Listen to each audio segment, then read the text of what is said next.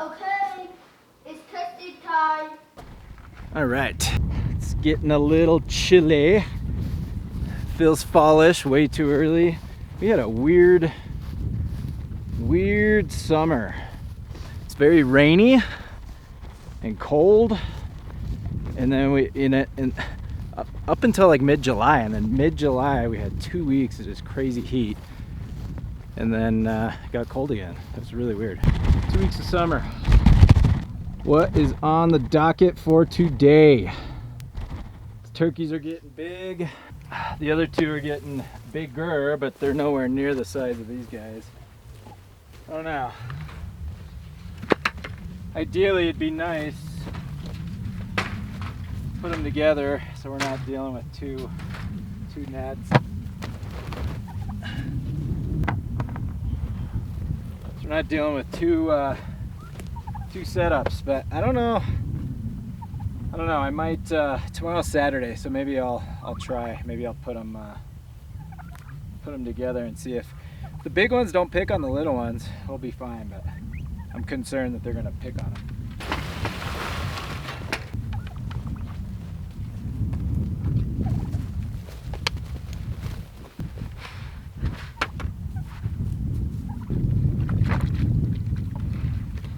I think something to keep in mind as you're going through this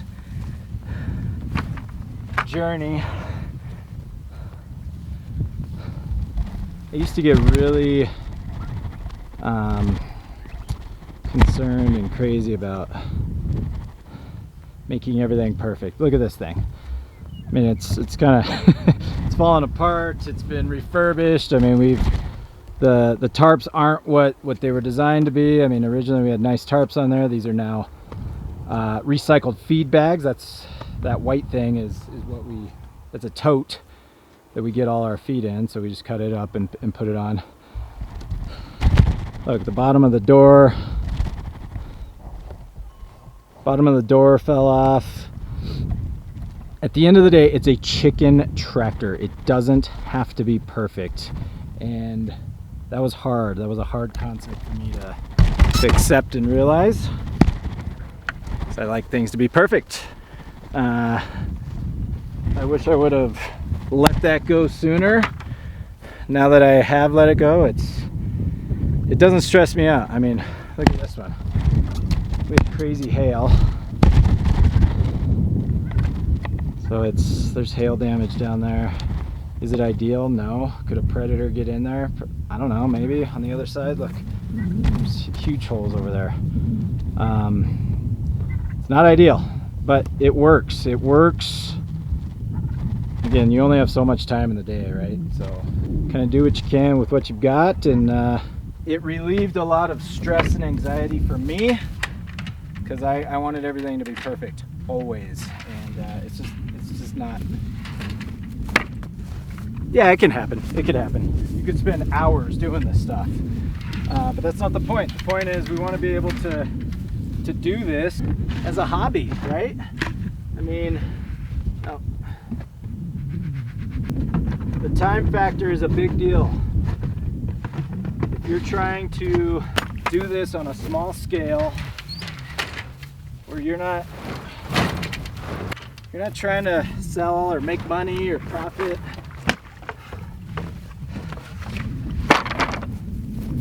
you're just trying to raise sustainable food for your family,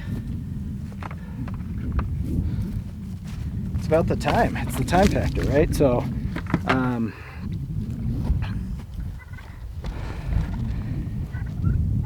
if you're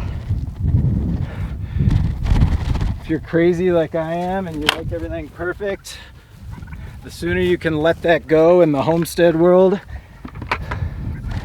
the better.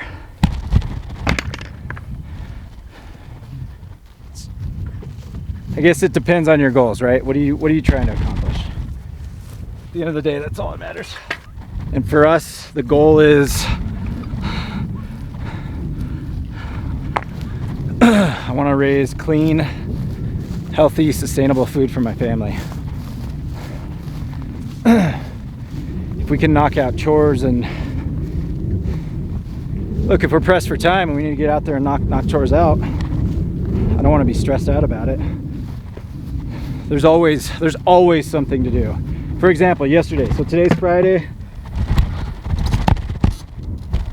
Thursday mornings I am on my own. I come out early and do chores by myself because I have my early morning meeting every Thursday. Yesterday I was running a little behind, but I got out here, and again with some sprint prep, right? Sprint prep the night before. So Wednesday night I made sure that all the waters were taken care of. So on Wednesday I do a really good job of making sure that all the big stuff, like the 5-gallon water, is filled, it's clean, it's full. All the waters are taken care of.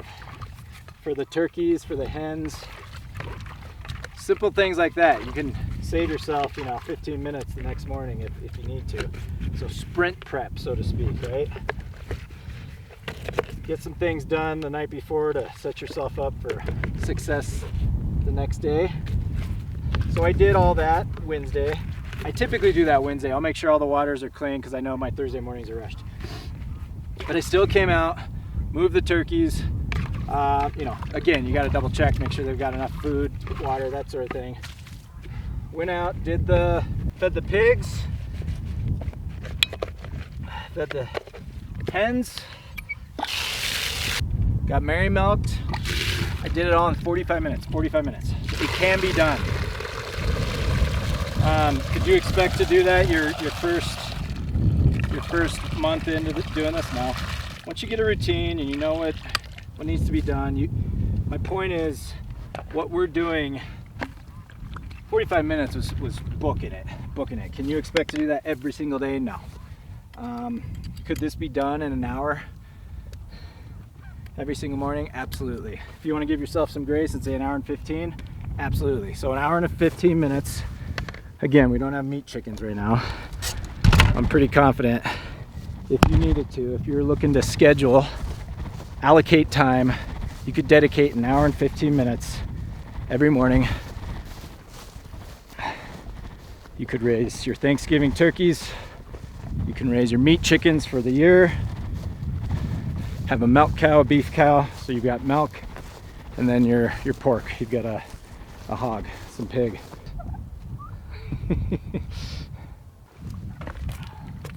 My point is, this can be done if you're efficient enough and timely enough to. I think you could do this in an hour a morning, hour and 15 max. Can be done if you're raising food for yourself, for your family. And this isn't a big scale thing. One cow, so we're milking one cow. The other thing I could have done was prep. And I didn't do this. So Wednesday night, like if you're really concerned and you're crunched for time, I could have come out on Wednesday night, got the feed ready, so weighed out all the food for the pigs, the hens. You can get everything ready and then come out and you're distributing at that point in time.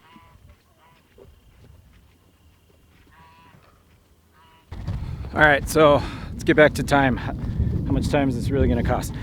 And again, think about this. I am talking about midsummer, right? We're in August. We still haven't harvested everything. Yeah, we're down. We did our meat chickens a couple weeks ago. But even with the meat chickens, I think an hour and 15 is plenty. If you're rocking and rolling.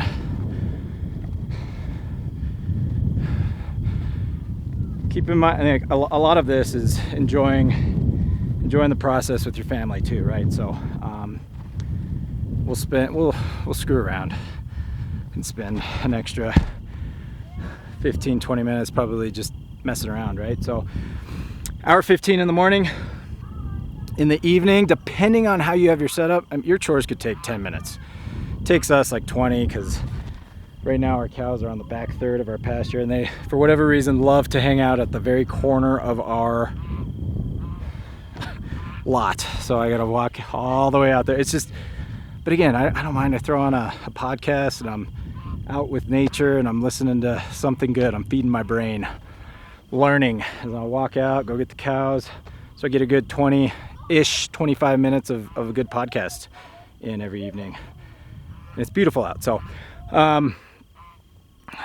let's say an hour to hour and 15. Once you're rocking and rolling, up and moving. In the evening, 15 minutes. Hour and a half. Let's call it an hour and a half max. Look, you want to do extras, you want to do the garden, let's go check this garden out. Natalie's done a great job this garden this year. Ooh, what'd you get there, buddy? Go put them in the... Let me see, honey. Show Daddy. Show Daddy. What are those? These are big ones. What are they? Oh. Cucumbers. Hi. Blown up in here. Tomatoes are going. Peppers. Cherries are starting to turn. Love cherry tomatoes. Zucchinis. Natalie made, we made some homemade spaghetti sauce with homemade meatballs with our ground beef and our ground pork from the land. And then, so we had nice meatballs, homemade spaghetti sauce, and then Natalie, instead of carbing up and eating noodles, Natalie, how'd you do that? The food processor? Oh, the mandolin. She sliced up zucchini. So this is zucchinis. My point of that is, yeah. Zoodles? Zoodles. She made zoodles, and it was really good. She pan fried it with some butter and lots of garlic. It was yummy. I found something. Hi. To put 'em in. What'd you get? Here. What is that? Down in here. Have a bite. Okay. Okay. It's yummy.